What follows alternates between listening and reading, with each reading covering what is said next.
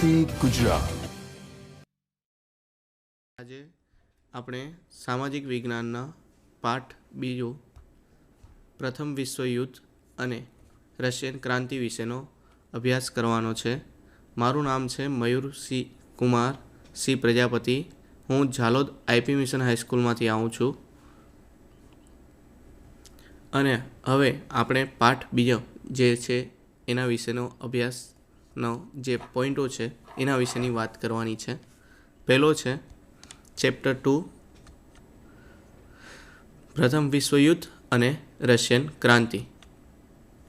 એનામાં પહેલું છે કે જ્યારે યુરોપમાં સંસ્થાનવાદ ચાલતું હતું ત્યારે બધા દેશોમાં તેઓ પોતાના સંસ્થાનો સ્થાપવા માટે આગળ પડતો ભાગ ભજવતા હતા। ત્યારે આપણા ત્યાં પણ એશિયા અને આફ્રિકાના દેશોમાં પણ એ લોકોએ સંસ્થાનો સ્થાપવાની શરૂઆત કરી। જેમાં સૌપ્રથમ આપણે જોઈએ તો પશ્ચિમ યુરોપ અને એશિયા આફ્રિકાના સંસ્થાનવાદો। તેમાં પણ પહેલો મુદ્દો આવે છે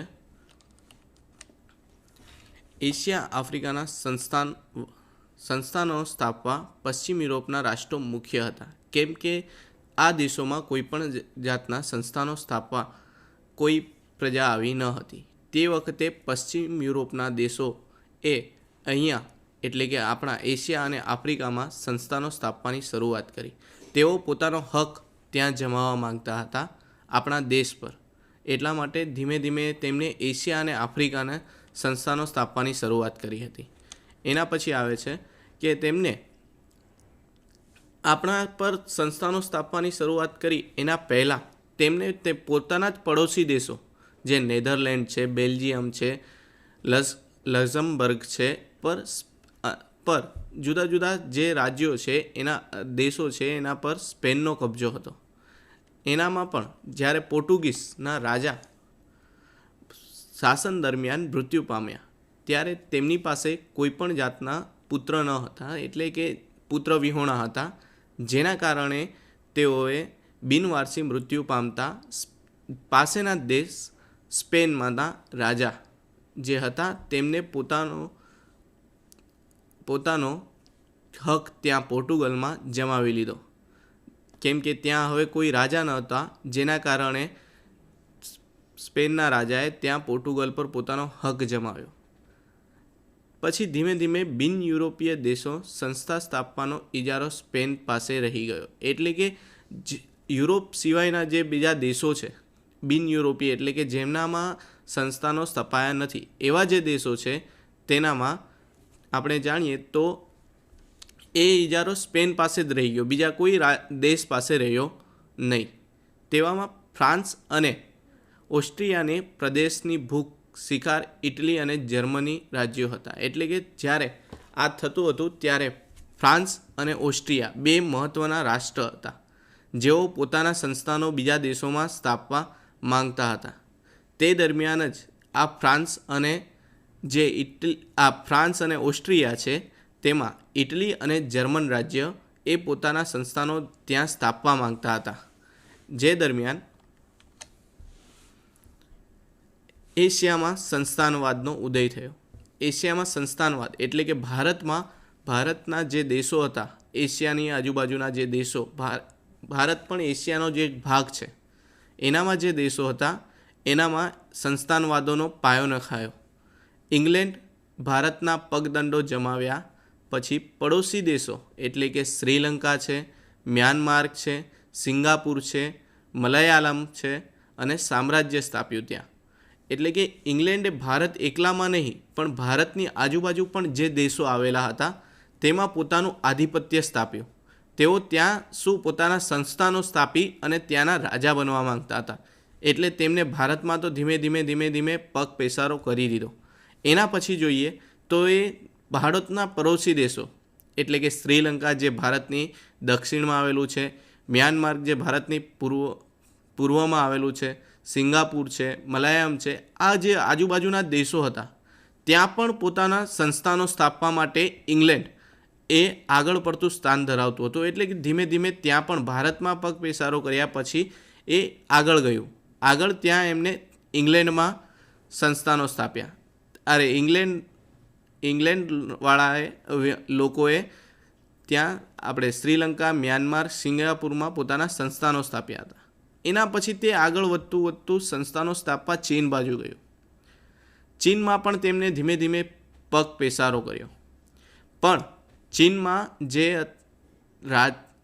ત્યાંની પ્રજા હતી એ લોકો અફીણના વેપારના કારણે ઇંગ્લેન્ડ અને ચીન વચ્ચે યુદ્ધ થયો. હવે ઇંગ્લેન્ડના લોકો હતા એ અફીણનો વેપાર કરતા હતા અને જે અફીણ એ આપણા માટે ખૂબ જ હાનિકારક હોય છે એવું ચીનના લોકો સમજતા હતા. એટલા માટે ઇંગ્લેન્ડની અને ચીન વચ્ચે યુદ્ધ થયા, જેમાં ચીનનો પરાજય થયો. કેમ કે ચીન પાસે ઇંગ્લેન્ડ જેટલા શસ્ત્રો, લશ્કર કે એવું કોઈ પણ વસ્તુ હતું નહીં, જેના કારણે ચીનનો પરાજય થયો. અને આ જે ઘટના બની તેના માટે ઇતિહાસમાં આપણે જાણીએ તો અફીણ વિગ્રહ તરીકે આ ઘટનાનો ઉદય થયો. એટલે કે ચીન સંપૂર્ણપણે પરાજય થયું, ઇંગ્લેન્ડ સામે હારી ગયું અને એના પછી આ ઇતિહાસમાં અફીણ વિગ્રહ તરીકે આ જે ઘટના હતી ઇંગ્લેન્ડ અને ચીન વચ્ચેની યુદ્ધોની એ બની. એના પછી જોઈએ તો જે પશ્ચિમ એશિયાના દેશો હતા, એટલે કે પશ્ચિમ એશિયાના દેશોમાં કયા કયા દેશો આવે તો Iran, Iraq, Kuwait, Saudi Arabia, આ બધા જે દેશો હતા ત્યાં ખનિજ તેલ ભરપૂર માત્રામાં મળતું હતું. જેના કારણે શું થયું કે આ ખનિજ તેલ એ ખૂબ જ કિંમતી હતું. કેમ? એનાથી વેચવાથી એનામાંથી શું મળે છે? પૈસા મળે છે. એટલે કે આ જે ખનિજ તેલ મેળવવા માટે આપણે જે યુરોપના દેશો હતા એ અહીંયા સંસ્થાનો સ્થાપવા માટે આગળ પડતું સ્થાન ધરાવવા લાગ્યા. હવે આ તમે નકશામાં જોતા હશો કે ઈરાન છે, ઈરાક છે, કુવેત છે, સાઉદી અરેબિયા છે, ત્યાંથી વિપુલ પ્રમાણમાં ખનિજ તેલ મળે છે. ખનિજ તેલમાં પેટ્રોલ, ડીઝલ, કેરોસીન, નેપ્થા, ડામર આ બધાનો સમાવેશ થાય છે.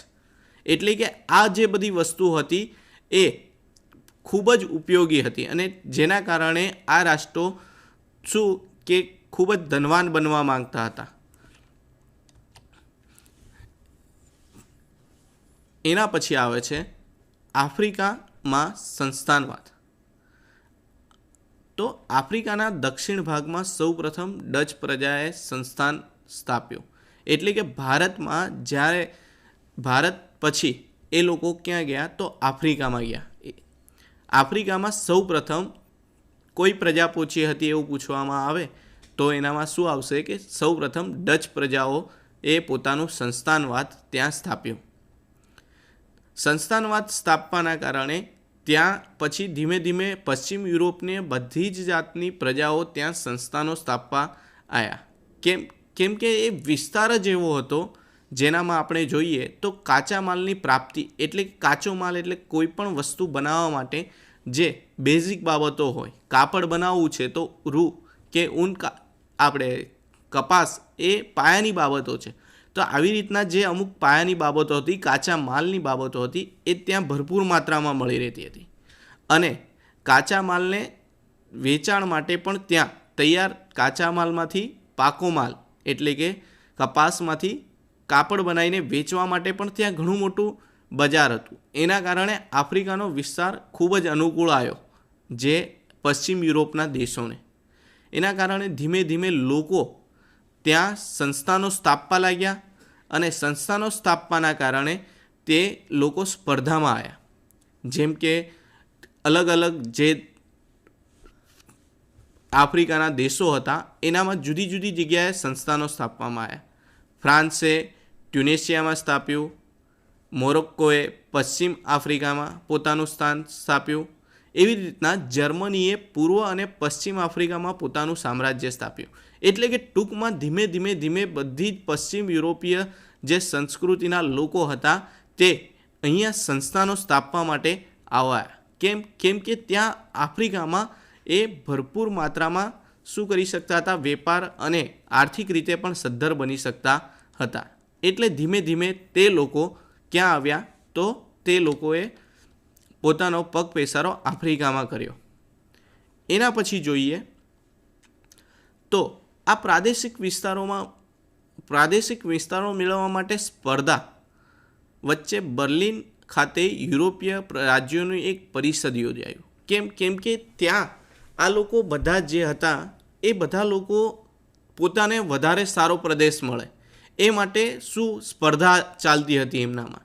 હવે બધા ધીમે ધીમે પશ્ચિમ યુરોપના દેશોમાં તો આવી ગયા, પણ હવે આ બધા જે રાષ્ટ્રો હતા એ વચ્ચે શું થયું તો એક પરિષદ બોલાઈ. એટલે કે બધા રાજ્યો જેને સંસ્થા સ્થાપી હોય એ લોકોએ બધાએ એક પરિષદ બનાવી. એ 1884-85 બોલાવી, જેમાં આફ્રિકાના જુદા જુદા પ્રદેશો વહેંચી લેવામાં આવ્યા. એટલે કે અમુક વિભાગ છે એ ફ્રાન્સે લીધો, અમુક વિભાગ છે એ રશિયાએ લીધો, અમુક ઇંગ્લેન્ડે લીધો. એ જે પશ્ચિમ યુરોપના દેશો હતા એ લોકોએ જુદા જુદા વિભાગોને વહેંચી લીધા.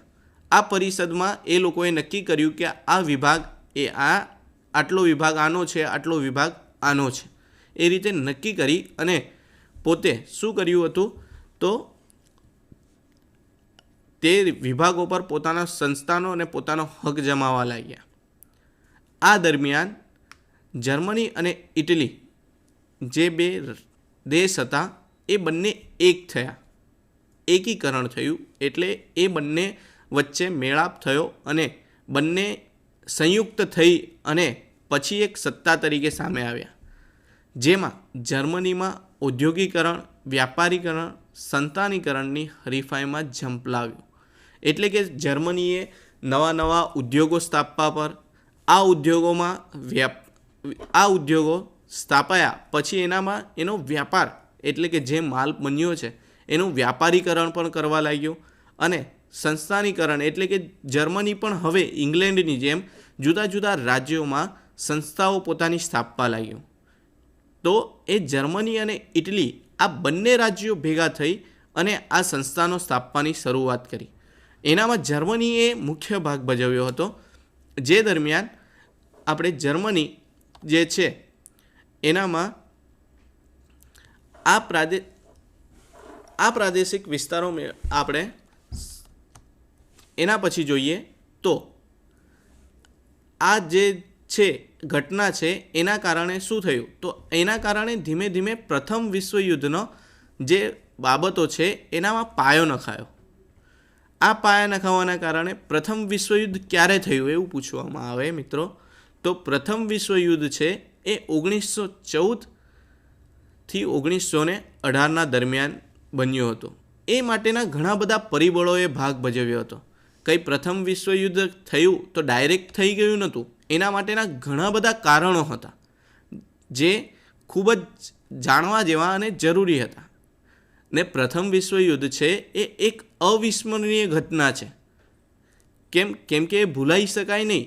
એનામાં ઘણા લોકોની જાનમાલની હાનિ થઈ, ઘણા લોકોને નુકસાન થયું, ઘણી બધી બાબતો શું થઈ તો ઘણી બધી બાબતોમાં એ લોકોએ પોતાના આખું આર્થિક સ્થિતિ છે એનામાં બદલાવ આવ્યો. બધી જ જાતની પરિસ્થિતિમાં બધા દેશોમાં બદલાવ આવ્યો.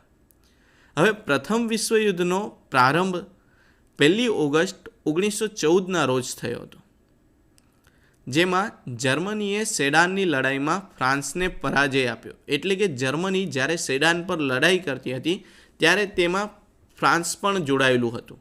ત્યારે જર્મનીએ આ ફ્રાન્સને શું કર્યું કે પરાજય આપ્યો. આ પરાજયના કારણે તેમને પછી ફેન્ડર્સફર્ડની સંધિ કરવી પડી જર્મની સાથે ફ્રાન્સને. અને આ ફેન્ડર્સફર્ડની સંધિમાં એ બતાવવામાં આવ્યું છે કે આ ફેન્ડર્સફર્ડની સંધિ જ્યારે કરવામાં આવી ત્યારે તેમાં ફ્રાન્સને યુદ્ધ માટેના દંડ ભોગવવા પડ્યો. તેમજ યુદ્ધ માટેના દંડ ભોગવતા એમને શું કર્યું તો જર્મનીને 2 રાજ્યો પણ આપવા પડ્યા.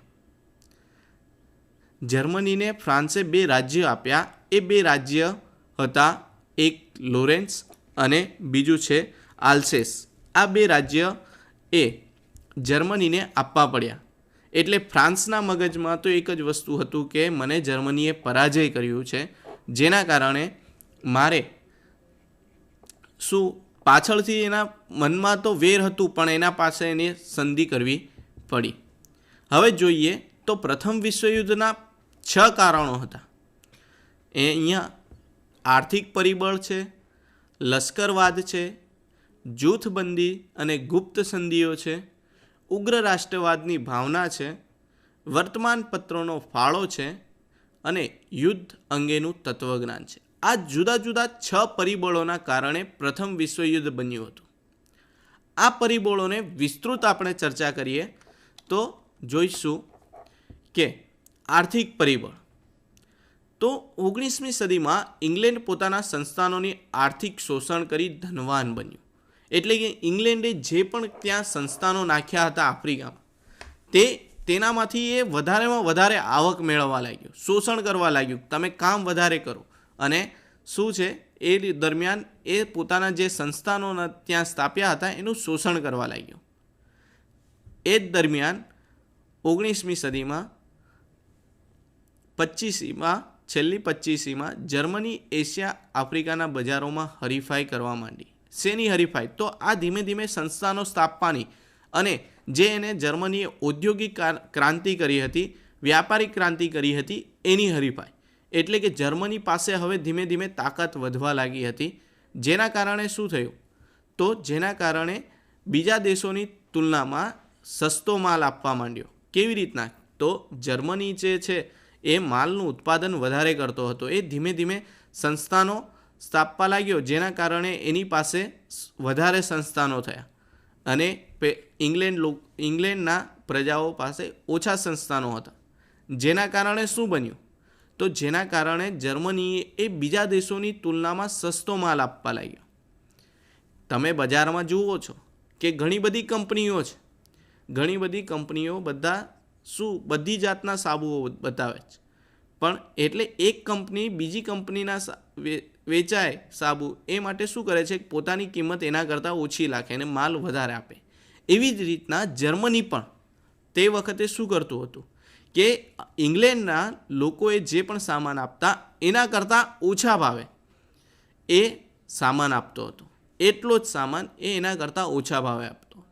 એટલે શું થયું? તો ધીમે ધીમે જર્મની એ આગળ વધતું ગયું અને ઇંગ્લેન્ડ છે એનો માલ વેચાતો ઓછો થયો. એટલે ઇંગ્લેન્ડ અને જર્મની વચ્ચે તીવ્ર આર્થિક સ્પર્ધા થઈ.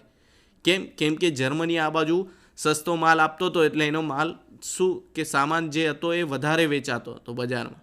જેના કારણે જર્મની છે એ આર્થિક દ્રષ્ટિએ ઊંચું આવતું હતું અને જ્યારે ઇંગ્લેન્ડ છે એ શું થતું હતું? ધીમે ધીમે તળિયે બેસતું જતું હતું. તમે જોશો કે જે જર્મનીનો જે મેપ છે એનામાં જર્મની ધીમે ધીમે ઊંચું આવતું જાય છે. કેમ કે એનો માલ બજારમાં ખૂબ જ વેચાવા લાગ્યો, જેના કારણે સસ્તો હતો, જેના કારણે લોકોને પોસાતો હતો અને લોકો ઇંગ્લેન્ડની બનાવટ કરતાં જર્મનીની બનાવટ લેવાની વધારે પસંદ કરતા. એટલે આ બે જે દેશો છે એમની વચ્ચે તીવ્ર આર્થિક સ્પર્ધા થઈ. આ પણ પ્રથમ વિશ્વયુદ્ધનું એક મહત્ત્વનું કારણ ગણવામાં આવે છે મિત્રો.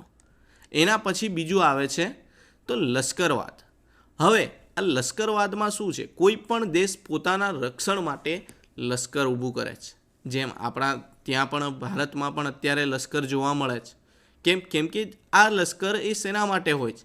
તો પડોશી મુલ્કો આપણા પર આક્રમણ ના કરે અને જ્યારે એ કરે ત્યારે આ લશ્કર દ્વારા આપણને મદદ મળી રહેતી હોય છે. તે વખતે પણ એવું જ કંઈક જોવા મળતું.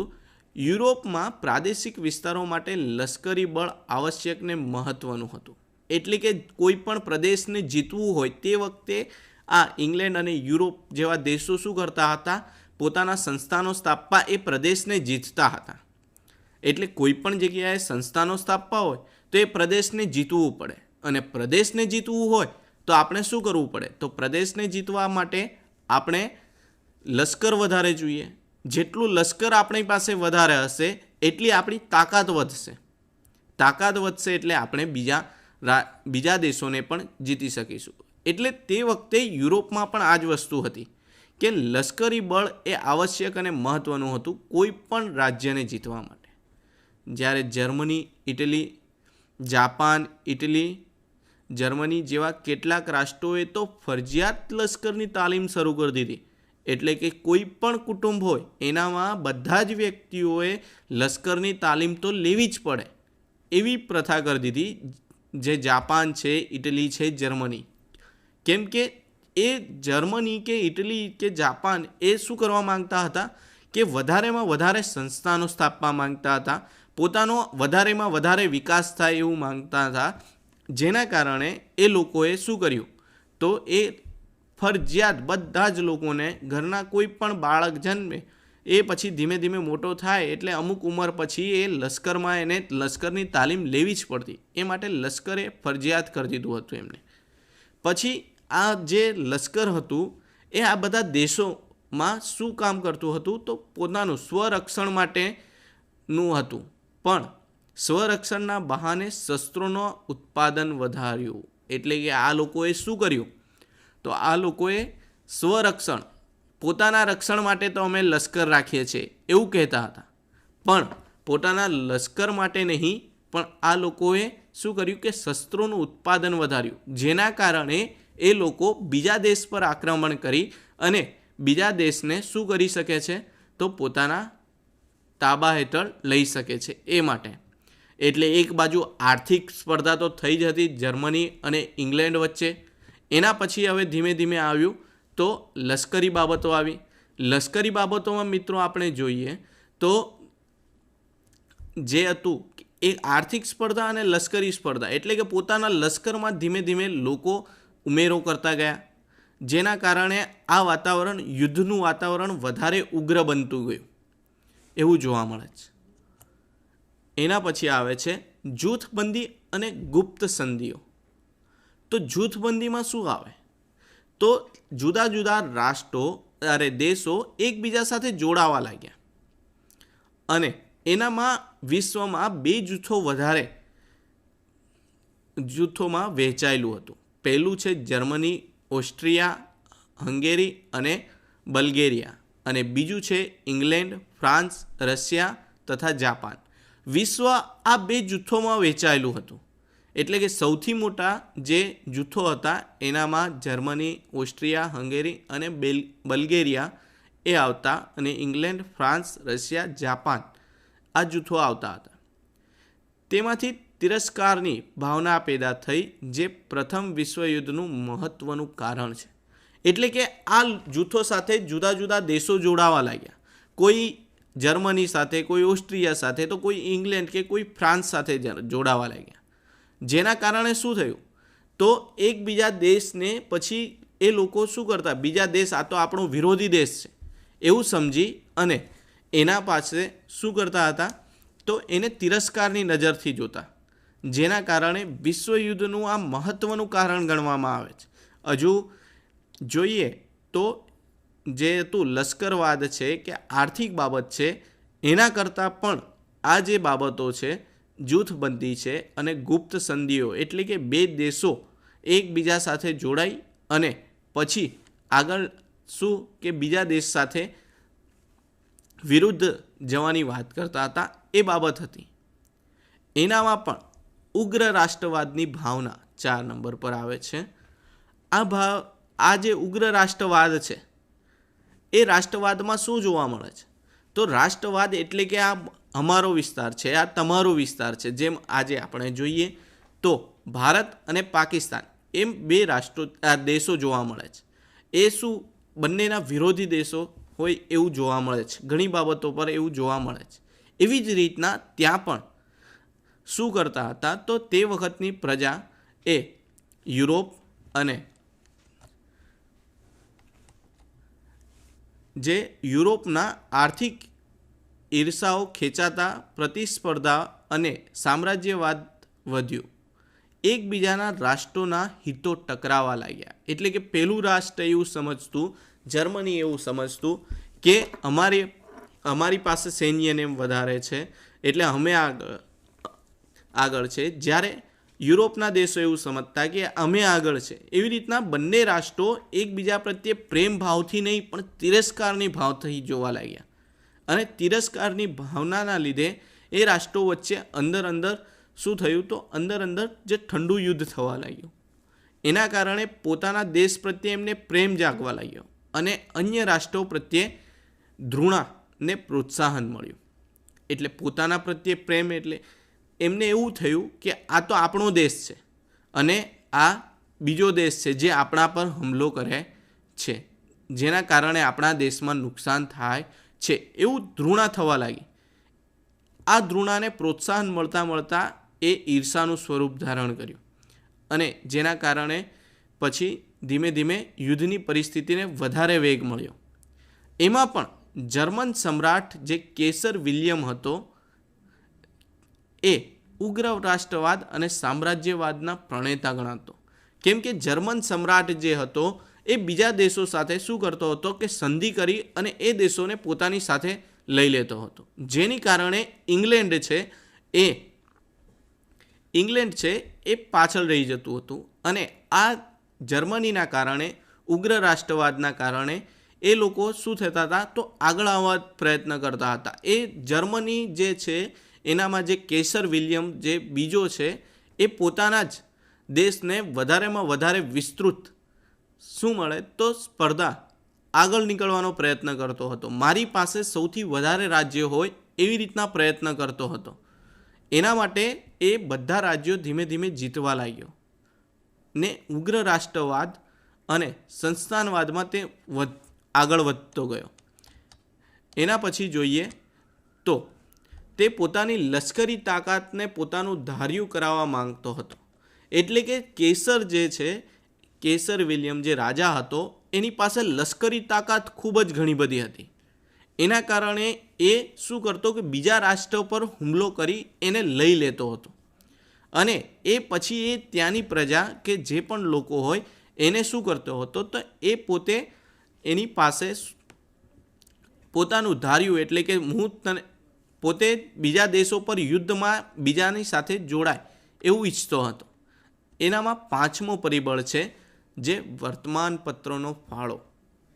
હવે વર્તમાનપત્રોના ફાળામાં પણ ખૂબ જ મહત્ત્વનો છે. આજે તમે જોઈએ તો કોઈ પણ બાબતનો ફેલાવો હોય એ વર્તમાનપત્રો કે મીડિયા દ્વારા થતો જોવા મળે છે. આજે કોઈ પણ નાની બાબત છે એ પણ વર્તમાનપત્રમાં આવે એટલે એને બધા જ લોકો વાંચતા હોય છે અને બધા લોકો વાંચવાના કારણે લોકો દુનિયામાં બનતી જે પણ ઘટના છે એના વિશે જાણતા થાય છે. હવે તે વખતે પણ વર્તમાનપત્રો હતા મિત્રો. તો આ વર્તમાનપત્રો એ શું કરતા તો હરીફ દેશોની વિરુદ્ધમાં જે રોકતા હતા. એટલે કે જર્મની છે એ બીજા દેશો વિરુદ્ધમાં જે રોકતું, એટલે કે જે રોકવું એટલે કે એ રીતે કંઈ કોઈને નુકસાન કરવું એ નહીં, પણ એના વિરુદ્ધની જે વાતો હતી એ પેપરમાં દર્શાવવામાં આવતી. જેના કારણે શું થતું તો લોકો પ્રત્યે બીજા દેશ પ્રત્યેની જે પ્રેમ ભાવની દ્રષ્ટિ હતી એ બદલાવા લાગી અને દુશ્મનાવટમાં એ ફેરવાવા લાગી હતી. અને પછી શું થયું અને લાગણીઓને ભડકાવા લાગ્યા લોકોને. તેના કારણે સત્તા પર બેઠેલા લોકો હતા એ શાંતિ સ્થાપવાને સમાધાન કરવાનો પ્રયત્ન પણ ન કરી શક્યા. કેમ કે ન્યૂઝપેપરમાં જ એટલું બધું આપવામાં આવતું કે એમને કોઈ પણ પ્રકારનો ટાઈમ આપવામાં આવ્યો નહીં અને એ લોકો જ બીજા દેશ પ્રત્યે વિરોધની ભાવના જન્મતી જોવા મળી. એના પછી છે યુદ્ધ અંગેનું તત્વજ્ઞાન. છઠ્ઠા નંબરે છે એટલે ત્યાંની પ્રજાઓ પણ હવે શું કરવા લાગી તો હવે એમને એવું લાગવા લાગ્યું કે આ યુદ્ધ સિવાય આપણા પાસે બીજો કોઈ પણ ઉપાય છે નહીં. એટલે યુરોપમાં હવે યુદ્ધ એ જ કલ્યાણ એવું કહેવામાં આવ્યું. જ્યારે જર્મનીના લોકોએ સિદ્ધાંત પ્રચલિત કર્યો અને એવું કીધું કે જર્મન લેખકોએ યુદ્ધને પવિત્ર કાર્ય ગણ્યું. એટલે કે ટૂંકમાં હવે આ ધર્મ સાથે પણ અમુક આ બાબતોને સાંકળી દીધી. અમુક લોકો એવું માનતા હતા કે હવે યુદ્ધ થાય તો જ આપણે આ બીજા દેશોનેથી છૂટા પડી શકીએ અથવા તો બીજા દેશો પાસેથી શું કરી શકીએ કે આપણા દેશને છોડાવી શકીએ એવું ઈચ્છતા હતા. એટલે ટૂંકમાં બધા જ લોકો હવે યુદ્ધ એ જ કલ્યાણ, યુદ્ધ એ જ પવિત્ર કાર્ય એવું ગણવા લાગ્યા. અને જર્મની કહેવા લાગ્યું કે શક્તિમાન જે છે એને જ જીવવાનો હક છે. એટલે કે જે લોકો પાસે લશ્કર વધારે છે, તાકાત વધારે છે, એ લોકો રાજ મેળવી અને જીવી શકશે અને બીજા લોકો શું થશે કે એના હાથ નીચે દબાયેલા રહેશે. આવું જર્મની વિચારતો હતો. એટલે તે વખતે આ છઠ્ઠું તત્વજ્ઞાન હતું લોકોનું કે યુદ્ધ કરીએ તો જ આપણને હવે છુટકારો મળશે. આ 6 જે બાબતો હતી, આ 6 બાબત એ મુખ્ય ગણાતી હતી પ્રથમ વિશ્વયુદ્ધ માટે. એનામાં પહેલી જોઈ હતી આપણે આર્થિક બાબત, બીજી જોઈ હતી આપણે તો લશ્કરી બાબત, ત્રીજી જોઈ હતી ગુપ્ત સંધિઓ જોઈ હતી, એના પછી ચોથી જોઈ હતી વર્તમાનપત્રો અને એના પછી યુદ્ધનું તત્વજ્ઞાન. આ રીતે બધી જુદી જુદી 6 બાબતો જોઈ આપણે.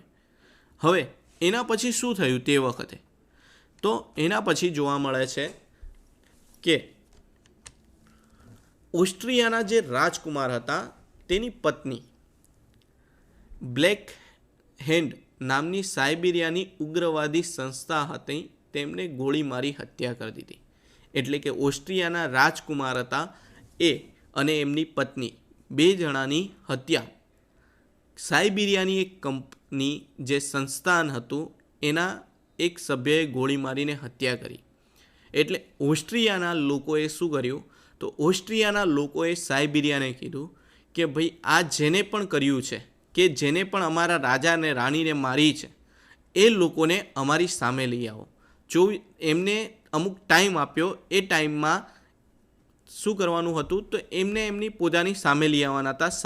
સાઇબિરિયાના જે લોકો હતા એમને કીધું કે અમારા જે રાજા છે અને રાણી છે, એમને જેને માર્યો હોય એને અમારી પાસે લઈ આવો. એમને અમુક ટાઈમ આપવામાં આવ્યો, પણ સાઇબિરિયાના લોકો એવું સ્વીકારવા તૈયાર જ નહોતા કે આ તમારા રાજા કે રાણીને અમે માર્યા છે. એના કારણે શું થયું?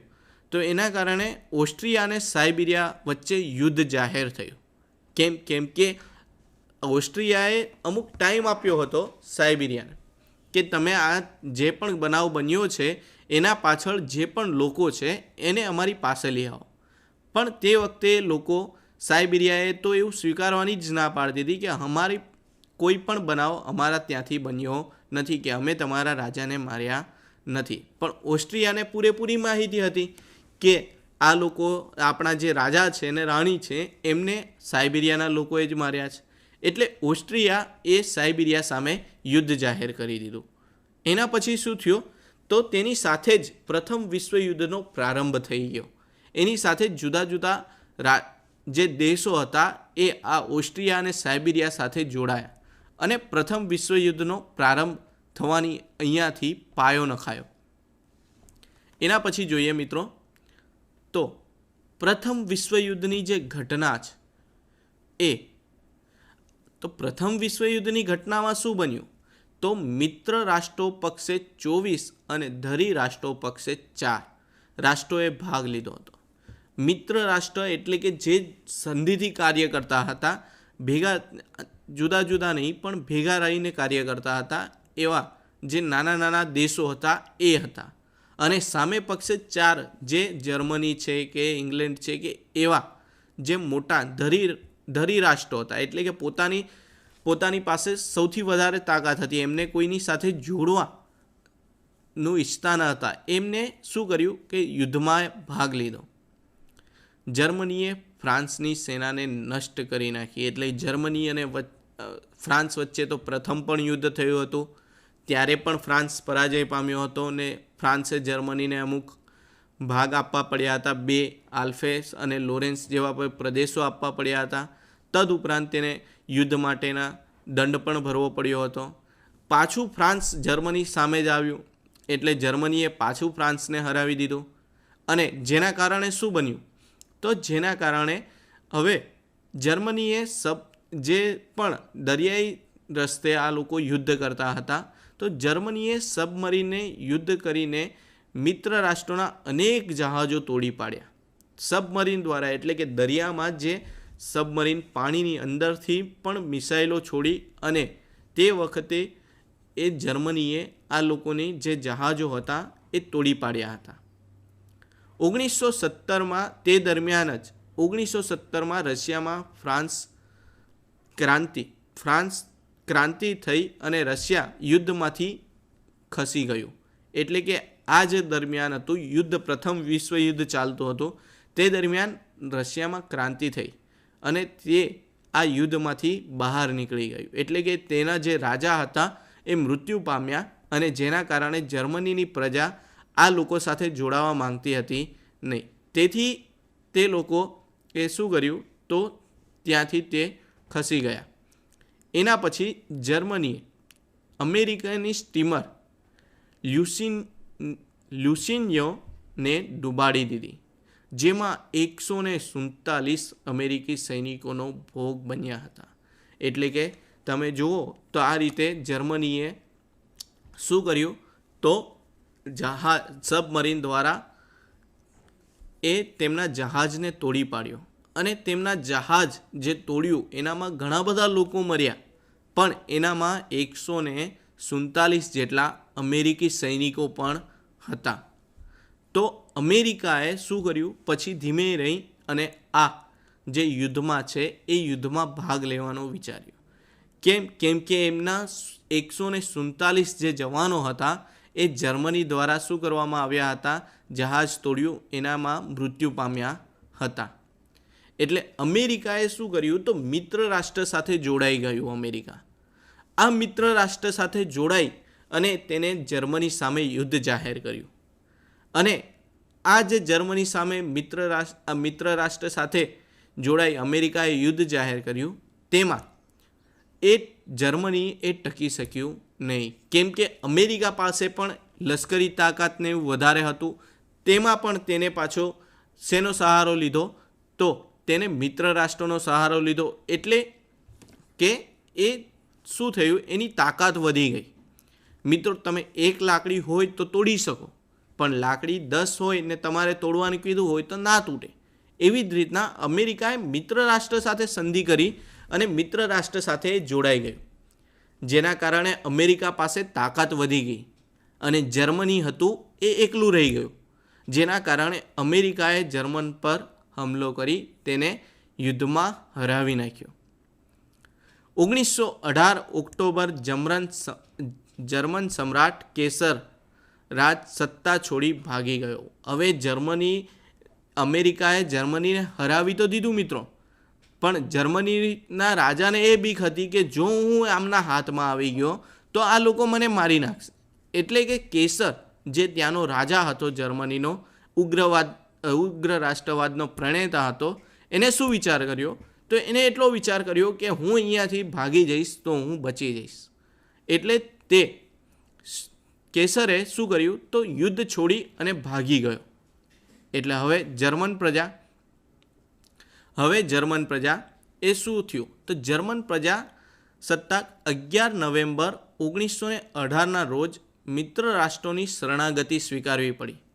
એને શું કરવું પડ્યું તો જર્મનીએ શું કર્યું, 11 નવેમ્બર હતી તે દિવસે હવે પ્રજા જ બાકી રહી, રાજા તો જતો રહ્યો, તો પ્રજા શું કરશે તો પ્રજાએ એ કામ કર્યું કે હવે ભાઈ તમે યુદ્ધ નથી કરો, અમે તમારી સાથે જોડાઈ જઈએ છીએ, તમે યુદ્ધને અહીંયા જ વિરામ આપી દો. એટલે કે મિત્ર રાષ્ટ્ર સાથે અમેરિકા જે મિત્ર રાષ્ટ્ર સાથે જોડાયું હતું ને યુદ્ધમાં તેને જર્મનીને હરાવ્યું હતું, જર્મનીના રાજા ભાગી ગયા કેસર. એટલે તેને શું કર્યું તો તેને મિત્ર રાષ્ટ્ર સાથે સંધિ કરી અને ત્યાં યુદ્ધનો અંત લાવવાનું, વિરામ આપવાનું જે કરાર હતો એના પર હસ્તાક્ષર કર્યા. એટલે કે જર્મની હવે શું કરે છે તો યુદ્ધનો અંત લાવી અને અમુક જે નિયમો હતા એનું પાલન કરી અને ત્યાં યુદ્ધનો વિરામ લઈ આવવાની વાત કરે છે. પછી જોઈએ તો આ પ્રથમ વિશ્વયુદ્ધના અમુક તાત્કાલિક પરિણામો હતા, જેનામાં પહેલું તાત્કાલિક પરિણામ હતું કે જાનમાલની હાનિ. હવે આ પ્રથમ વિશ્વયુદ્ધ બન્યું મિત્રો, એનામાં એટલા બધા લોકો જોડાયા હતા કે એની કોઈ આંકડાનો પાર જ ન હતો. યુદ્ધમાં 6.5 કરોડ લોકો ભાગ લીધો હતો અને જેમાંથી 1 કરોડ લોકો મૃત્યુ પામ્યા, 2 કરોડ લોકો ઘવાયા અને 70 લાખ લોકો કાયમ માટે અપંગ બની ગયા, કે જે કોઈ પણ શું કરી શકે કે એમના હાથ નહીં હોય, પગ નહીં હોય, કશું કોઈને કોઈ અંગ પર એમને અસર થઈ. એટલે કે આ યુદ્ધમાં ઘણા બધા લોકોની જાનહાનિ થઈ, જેના કારણે આ જાનમાલના કારણે આ યુદ્ધમાં ખર્ચો પણ એટલો જ થયો હતો. ખર્ચનો આંકડો ઘણો બધો વધી ગયો હતો. કેમ કે આ બધા જ રાષ્ટ્રો એકબીજા સાથે યુદ્ધ કરતા હતા, જેના કારણે આપણે યુદ્ધમાં જોડાવા કે લોકો નવા શસ્ત્રો ખરીદવા કે પછી યુદ્ધમાં આગળ વધારવા એ લોકોએ શું કરવું પડે? તો કંઈ ખર્ચો તો કરવો જ પડશે. કેમ કે રોજ ને રોજ નવા શસ્ત્રો લાવવા, રોજ ને રોજ મિસાઇલો લાવી, બધું આ જે છે એના કારણે યુદ્ધનો ખર્ચ વધતો ગયો અને આનામાં ઘણા જ બધા લોકોના મૃત્યુ પામ્યા હતા. એટલે કે પહેલું તાત્કાલિક પરિણામ હોય કે ચલો યુદ્ધ પતી ગયું, પણ યુદ્ધ પછી શું જોવા મળ્યું?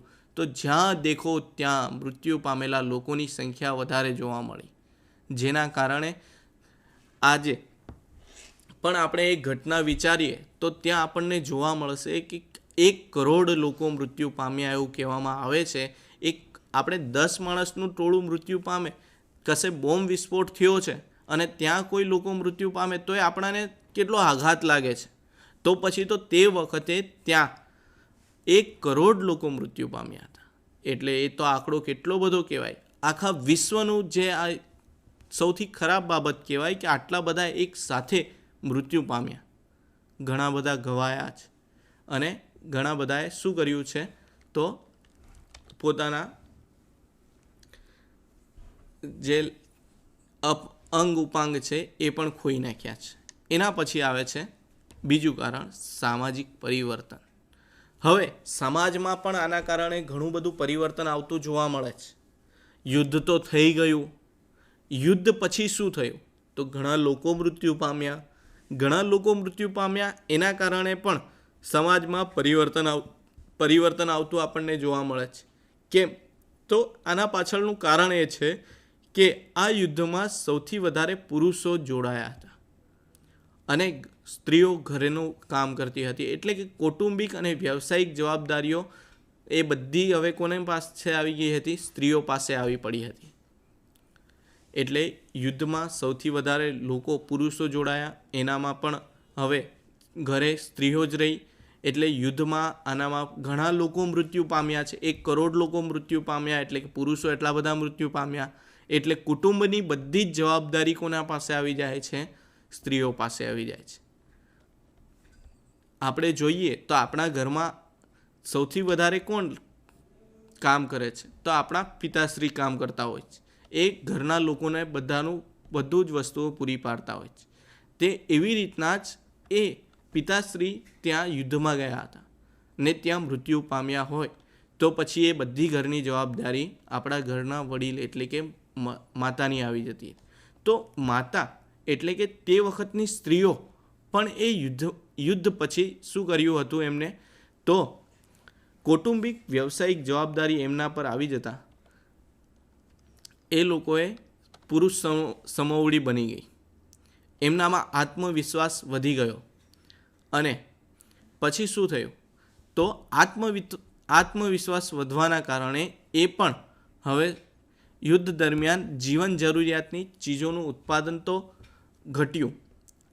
એટલે કે સ્ત્રીઓ કામ તો કરવા લાગી, પણ હવે જે જીવન જરૂરિયાતની વસ્તુઓ છે ત્યાં એ ઘટવા લાગી. જીવન જરૂરિયાતની જે વસ્તુઓ છે એનું ઉત્પાદન ઘટ્યું અને જેનામાં અછત અને બેકારી, ભૂખમરો, હડતાલ, તાળાબંધી જેવી સ્થિતિઓ ઉત્પન્ન થવા લાગી.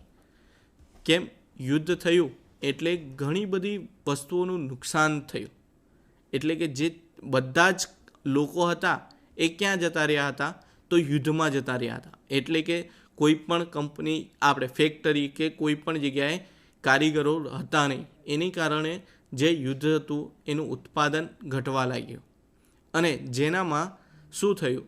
તો ઉત્પાદન ઘટવાના કારણે ખાણીપીણીની વસ્તુઓ મળવાની બંધ થઈ ગઈ, અનાજ મળવાનું બંધ થઈ ગયું, જેના કારણે અછત કે ભૂખમરો કે હડતાલો જેવી સ્થિતિ ઊભી થઈ. હવે લોકોને ખાવા મળતું બંધ થઈ ગયું. કેમ કે કશું પાક્યું જ નથી, આટલા સમયથી યુદ્ધમાં જ જોડાયેલા હતા, જેના કારણે શું થયું તો ભૂખમરાની સ્થિતિ ઉત્પન્ન થઈ. લોકો પાસે કોઈ પણ કામ રહ્યું નહીં. જ્યાં કામ રહ્યું ત્યાં પછી એ બેકાર બનવા લાગ્યા. એટલે કે થોડું 5 જણાનું કામ હોય ત્યાં એક જ વ્યક્તિ કામ કરતો હતો, એટલે કે લોકો બેકાર બનવા લાગ્યા હતા. એના કારણે અમુક કંપનીઓમાં શું કરવા પડ્યા હતા, તાળા પણ મારી દેવા પડ્યા હતા.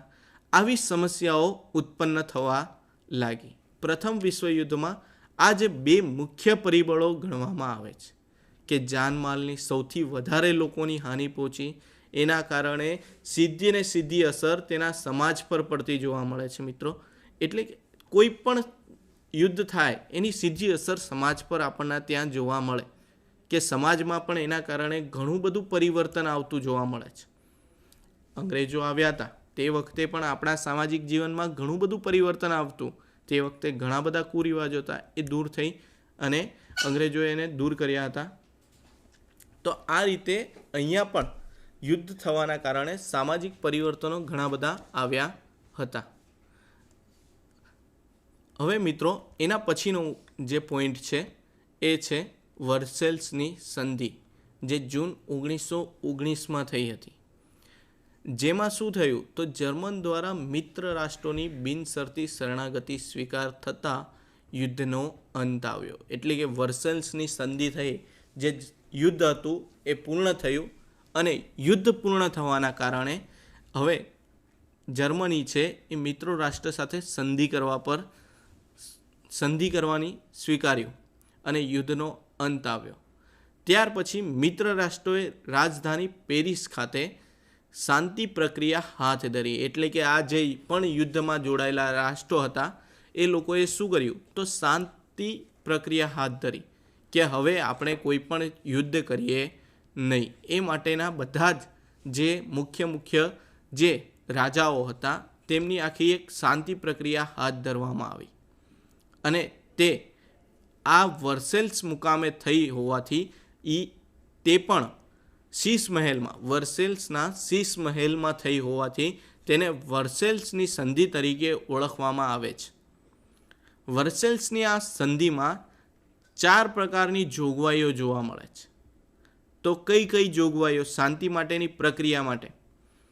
તો પ્રાદેશિક વ્યવસ્થા, એટલે કે બધા જ દેશોએ પોતાની પ્રદેશની વ્યવસ્થા જાળવવી, કોઈ પણ પ્રદેશમાં અવ્યવસ્થા ન થાય એ માટેનું ધ્યાન રાખવું બધા જ દેશોએ.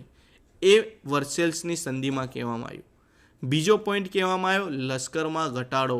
જે જર્મન જે રાજા હતો એ શું કરતો હતો, પોતાના લશ્કરમાં વધારો કરવા માંગતો હતો ને બીજા કરતાં ચડિયાતો જોવા માંગતો હતો. એ હવે ધીમે ધીમે લશ્કરમાં ઘટાડો કરવા લાગ્યો. ત્રીજો પોઈન્ટ આવ્યો યુદ્ધમાં વળતરના હપ્તાની ગોઠવણી ને યુદ્ધ દંડ. એટલે કે આ ત્રીજા પોઈન્ટમાં એવું જોવા મળે છે કે યુદ્ધમાં જે પણ રાજ્ય યુદ્ધ કરશે એ રાજ્યને વળતર એટલે કે પૈસા આપવા પડશે પાછા. જો એ હારી જશે તો એ આ સંધિમાં જોડાયેલો હશે તો એને વળતર રૂપે જે પણ ખર્ચ થયો હશે એ આપવો પડશે. અને ચોથી છે અન્ય જોગવાઈઓ. એટલે કે મિત્રો આ રીતે જુદી જુદી જોગવાઈઓ થઈ હતી. હવે આપણે આના પછીનું છે એ યુનિટ 2 એટલે કે પાર્ટ બીજામાં જોઈશું. અહીંયા મારો લેક્ચર પૂર્ણ કરું છું. આભાર.